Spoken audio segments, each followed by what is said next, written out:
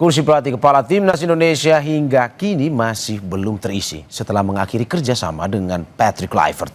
Kini PSSI mengaku tengah menyeleksi 5 nama sebagai pelatih baru Timnas. Siapa saja kandidatnya? Akan kita bahas bersama pengamat sepak bola Muhammad Kusnaini atau yang sering disapa Bungkus. Bungkus, selamat pagi. Selamat pagi, Mario. Terima kasih Bungkus sudah bergabung di Dialog Sapa Indonesia pagi hari ini. Bungkus, kemarin konferensi pers 5 nama masih dirahasiakan karena untuk menjaga privasi. Kalau dari Bungkus sebagai pengamat senior pasti sudah ada bocoran nih. Siapa aja Bungkus kalau yang bisa dibagi ke kita?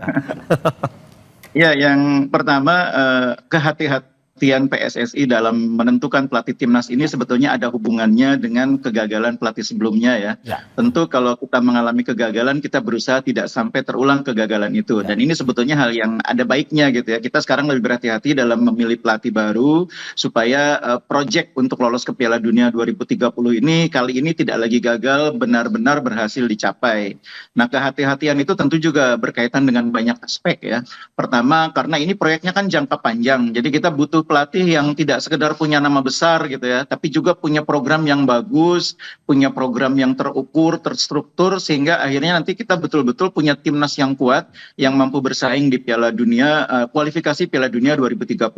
Di samping tentu ada aspek lain ya, aspek kesiapan pendanaan dari PSSI sendiri, serta tentu kesediaan dari pelatih yang bersangkutan.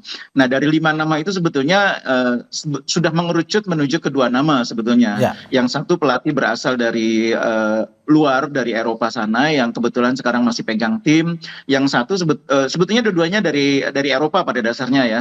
Yang satu sudah ada di Indonesia tapi masih pegang tim di kompetisi domestik. Makanya tadi dalam konferensi pers kan disebutkan pelatih yang diincar itu salah satunya masih menangani tim. Jadi 2 nama itu yang sebetulnya paling kuat mengerucut menjadi kandidat.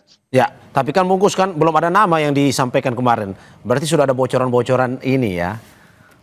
Karena pada dasarnya seperti yang saya sampaikan tadi, pelatih tersebut masih menangani tim ya. Yang satu masih menangani tim di Eropa sana, satu masih menangani tim di kompetisi domestik kita.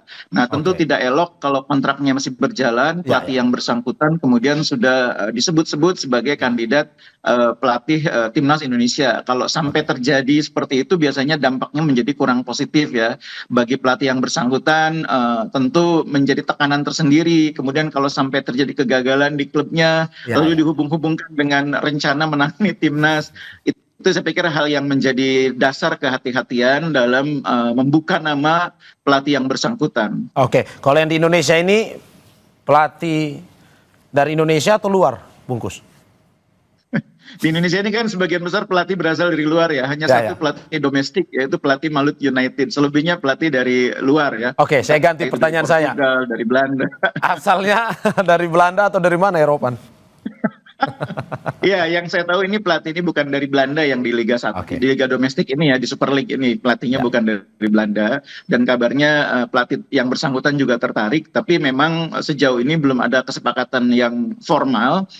Dan ini menurut saya hal yang normal gitu ya, karena pembicaraan mengenai kontrak dengan pelatih yang bersangkutan tentu harus mendapatkan izin juga dari klub yang bersangkutan. Cuma memang kalau untuk kompetisi domestik biasanya sih lebih mudah ya, karena klub itu biasanya kalau untuk timnas itu dengan mudah memberikan dukungan ya bagi klub domestik. Mungkin masalahnya untuk kandidat yang berasal dari Eropa itu tentu akan lebih rumit prosesnya.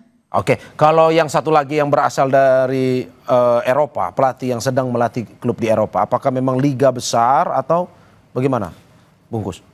Ternyata memang bukan liga besar ya, tapi menurut saya bukan masalah liga besar atau liga kecil. Liganya mungkin tidak terlalu besar untuk ukuran Indonesia ya. Kalau orang Indonesia kan bilang liga besar itu kan Inggris, Italia, Jerman, Spanyol. Ini bukan dari sana. Tapi menurut saya meskipun bukan menangani tim yang bisa dibilang liga besar itu ya, atau tim nasional besar gitu ya. Yang di Eropa sana kan ada juga yang menangani timnas ya, bukan timnas besar. Tapi sebetulnya yang paling penting untuk Indonesia itu pelatih yang punya kemampuan membangun timnas secara terstruktur ya, secara terkonsep. Karena kita ini kan sekarang kalau kita mau pelatih yang betul-betul grade-nya A super, itu kan juga tidak mudah. Di Ya, samping salary-nya tinggi, itu juga peringkat Indonesia ini kan menjadi problem juga karena kita ya. masih di level yang cukup jauh ya, di atas 110. Pelatih-pelatih top itu biasanya maunya klub yang ada di level 20 atau 30 besar. Kita ini Oke. masih jauh sekali, 110 ke atas. Karena itu kita juga harus paham bahwa kita tidak mudah mendapatkan pelatih yang levelnya seperti itu. Yang penting itu pelatih itu orang yang teruji kemampuannya, orang yang punya konsep, orang yang punya kemampuan membangun timnas, naik secara perlahan. Ya itu sudah pernah kita alami dari ketika zamannya Sintayong ya. Peningkatan prestasi itu secara bertahap terjadi meskipun memang kemudian terjadi perbedaan kesepakatan sehingga akhirnya berhenti di tengah jalan. Oke, apakah juga yang pelatih Eropa ini mantan pemain terkenal seperti Patrick Kluivert atau kita memang mengenal pelatih ini secara umum atau bagaimana? Kali ini kebetulan bukan mantan pelatih terkenal ya. Yang saya tahu ini bukan mantan pelatih atau pemain terkenal. Dan ini menurut saya lagi-lagi bukan masalah. Tidak semua pemain terkenal itu bisa menjadi pelatih hebat juga. Seperti halnya sama, pelatih hebat itu tidak semuanya sebelumnya berasal dari latar belakang pemain yang hebat. Atau sebaliknya, pelatih yang tidak hebat itu belum tentu juga sebelumnya pemain yang tidak hebat gitu.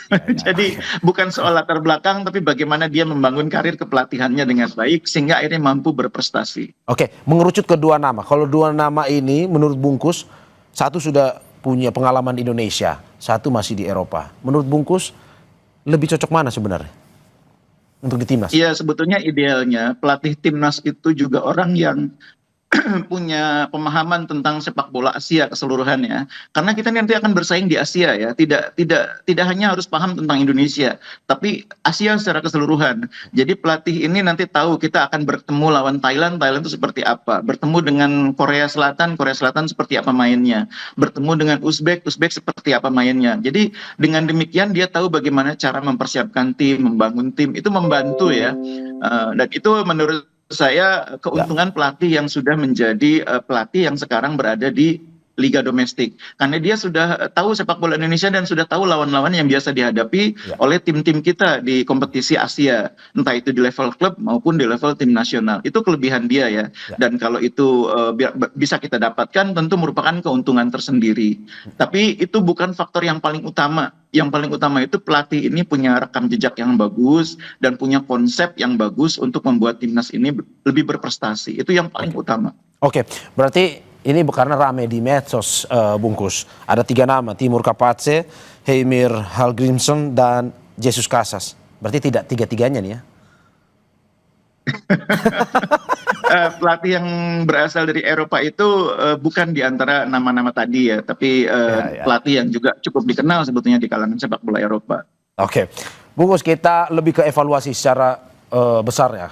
Karena kemarin beberapa hari yang lalu itu Erick Thohir, Ketum PSSI, mengatakan bahwa pencarian pengganti Kluivert ini harus dilakukan secara hati-hati. Apakah ini mau belajar dari pengalaman sebelumnya ketika menggantikan Kluivert dengan menggantikan STY dengan Kluivert? Ya itu yang saya bilang tadi di awal bahwa kita belajar dari kekeliruan ketika memilih pelatih pengganti Sintayong. Dasarnya itu terutama karena soal komunikasi, dasarnya itu soal kemampuan mendatangkan pemain diaspora, karena latar belakang kebintangannya dihormati pemain, itu ternyata tidak efektif juga untuk membuat timnas lebih berprestasi ya. Pada akhirnya tetap soal kualitas kepelatihan juga yang menjadi penentu ya. Dan itu yang membuat kita sekarang lebih hati-hati. Nah, satu hal yang juga harus dipahami oleh publik bahwa tidak hanya Indonesia yang mengalami persoalan belum punya pelatih ya. Negara lain sebesar Tiongkok pun saat ini nggak punya pelatih juga. Sesudah mereka tidak lolos ke Piala Dunia, Tiongkok juga sampai sekarang masih cari pelatih. Dan agak mirip juga sekarang pemikiran yang terjadi di Tiongkok itu. Federasi Sepak Bola Tiongkok tuh berpikir sepertinya mereka akan menggunakan pelatih domestik yang punya pemahaman tentang sepak bola domestik dan sepak bola Asia. Makanya sekarang mereka mengincar pelatih yang berasal dari kompetisi domestik. Nah, karena masih menangani tim domestik, maka akhirnya Federasi Sepak Bola Tiongkok masih menunggu nih sampai kompetisi selesai sebelum memutuskan menunjuk pelatih yang baru. Makanya kemarin di matchday FIFA bulan November, Tiongkok kan juga tidak menggelar pertandingan internasional friendly, yaitu karena problem yang sama dengan Indonesia, belum punya pelatih definitif. Oke, terima kasih Bungkus atas apa yang disampaikan. Semoga memang memberikan masukan ya, seperti yang dibilang tadi bahwa ya harus lebih hati-hati dalam mencari pengganti pelatih Kluivert, terutama pelatih timnas senior ini untuk perkembangan timnas kita ke depan. Terima kasih sekali lagi pengamat sepak bola Muhammad Kusnedi atas apa yang disampaikan. Terima kasih Bungkus, sehat-sehat selalu. Amin, amin. Saudara jangan kemana-mana.